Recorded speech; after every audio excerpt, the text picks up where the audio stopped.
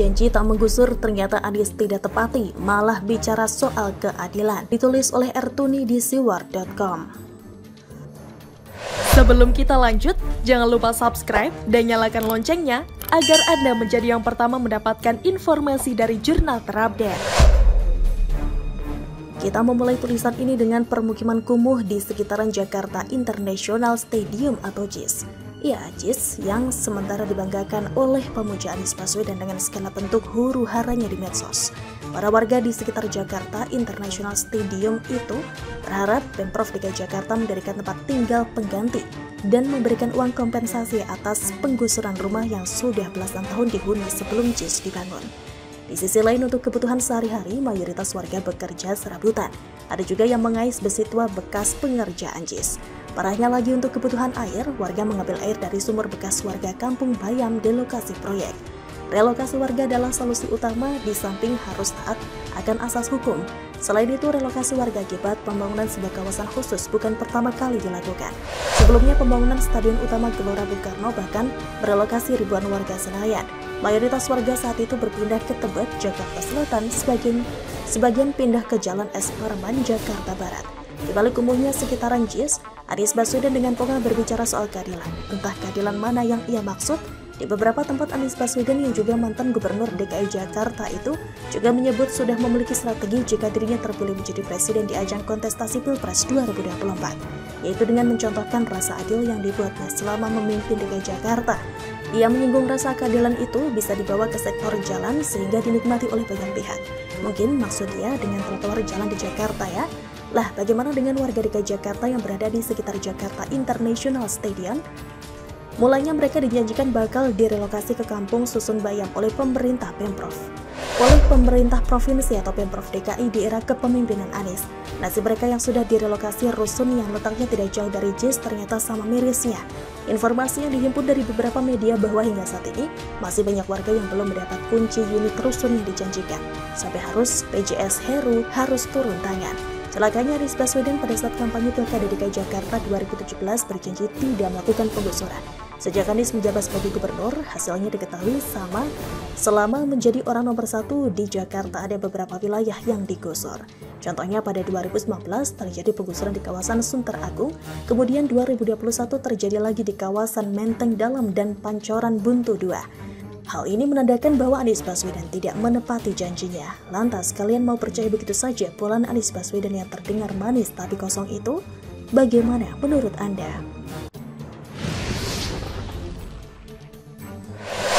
Hayya alal jihad, seruan Mbah Amin yang lagi menghibur diri agar tidak cepat pikun. Ditulis oleh Daeng di siwar.com. Sebelum kita lanjut, jangan lupa subscribe dan nyalakan loncengnya agar Anda menjadi yang pertama mendapatkan informasi dari jurnal terupdate. Jin jenis apa yang merasuki seorang Mbah ini sampai-sampai tidak pernah mau berhenti melakukan provokasi, mengajak orang lain untuk melakukan tindakan yang bisa membahayakan negara. Saya membayangkan mungkin tiap hari nama Jokowi selalu terngiang-ngiang di dalam benak si Mbah ini, sampai-sampai mungkin sudah lupa lafaz zikir yang sebenarnya.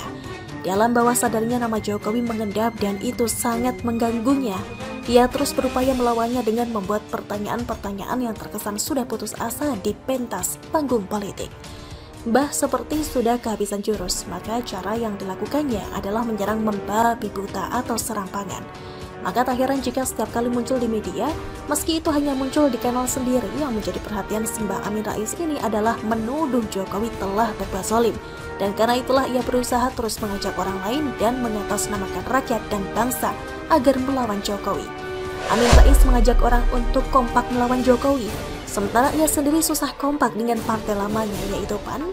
Maka bagaimana bisa menjadi teladan? Tapi begitulah orang tua yang satu ini, dari dulu membenci Jokowi seperti ada dendam pribadi yang sudah lama terjadi dan sampai saat ini belum bisa dimakluminya. Padahal Jokowi santai saja dengan kelakuannya. Artinya Jokowi tidak merasa punya masalah dengan Amin Rais. Amin Rais saja yang membuat masalah itu masuk terus mengganggu pikirannya. Namun mungkin saja kenapa Amin Rais begitu getol menyerang Jokowi, mungkin karena ada kepentingan bisnisnya atau lahan basahnya yang terganggu. Mungkin ada sangkut pautnya dengan masalah Freeport atau sumber daya alam lain yang kini sudah mulai dirasakan manfaatnya oleh masyarakat. Dan Amin Rais tidak tega jika sumber daya alam itu dinikmati oleh rakyat Indonesia. Maunya sih Simbah yang menguasai bersama koleganya. Apakah begitu? Mbah menuduh Jokowi semakin hari semakin ngawur. Namun kalau pemirsa melihatnya dengan jeli, maka yang ngawur itu justru dia, ya kan? Coba lihat, ia menyeru kepada semua rakyat Indonesia untuk melawan Jokowi. Padahal hampir mayoritas rakyat Indonesia itu puas dengan kepemimpinan Jokowi. Jadi apakah Amin Rais maunya itu agar rakyat berbuat dosa dengan cara makar, demo atau berbuat rusuh sehingga chaos gitu? Ibaratnya seorang anak yang diprovokasi untuk melawan orang tuanya sendiri. Padahal si anak ini sudah dibesarkan dan orang tua juga sangat peduli pada anaknya. Ini kan kurang ajar ya, merusak keluarga. Jadi jangan sampai Simbah ini merusak negara. Karena kalau negara rusak, dia mungkin akan bersiul-siul lalu tampil bak pahlawan seperti waktu reformasi dulu. Padahal yang berjibaku di lapangan itu adalah mahasiswa dan rakyat. Mbah mungkin ngumpet di suatu tempat yang aman sambil memantau dari jauh. Lalu setelah kerusuhan sudah mulai reda, muncullah ia dengan memakai ikat kepala dan ikutan teriak-teriak seolah-olah sudah berjibaku dengan susah payah. Tapi ternyata tidak, dan akhirnya ia pun mengangkat dirinya sebagai pahlawan. Licik kan? Makanya sekarang banyak orang yang meragukan ia sebagai bapak reformasi.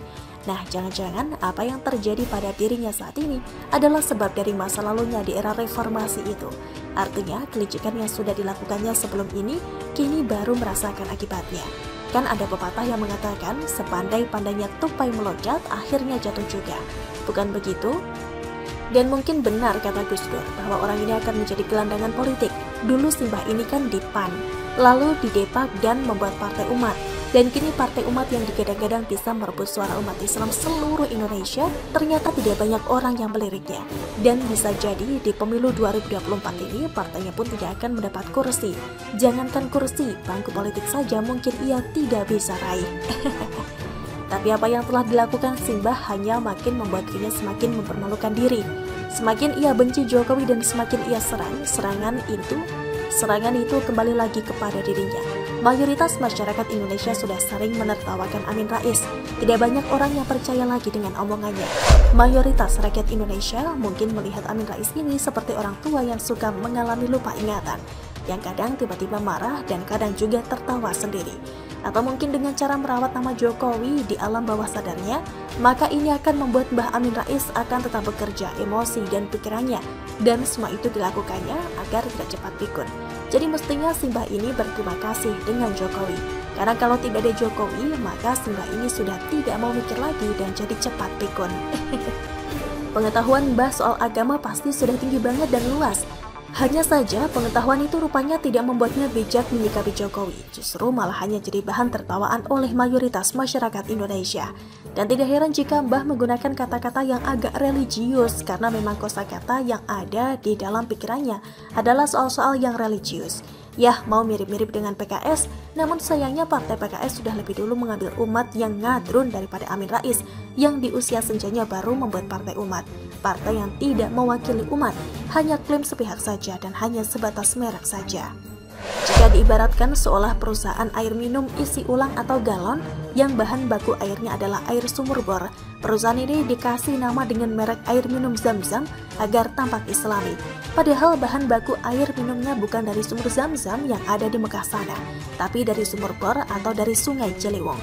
Maka karena itulah Mbah Amin kalau bicara pasti ada kata-kata religiusnya, sebagaimana ia ucapkan di kanal YouTube Refli Harun yang dilansir pada hari Jumat atau tanggal 9 bulan Juni 2023. Begini kata Mbah Amin Rais, marilah kita menggunakan kekuatan spiritual kita, kekuatan moral kita untuk menghadapi Pilpres di mana Jokowi sudah sangat ngawur cawi-cawi. Inilah saatnya kita kibarkan hayya alal jihad, mengorbankan waktu, harta benda, pemikiran yang kita miliki untuk menghentikan rezim saat ini. Weleh, segitunya ya.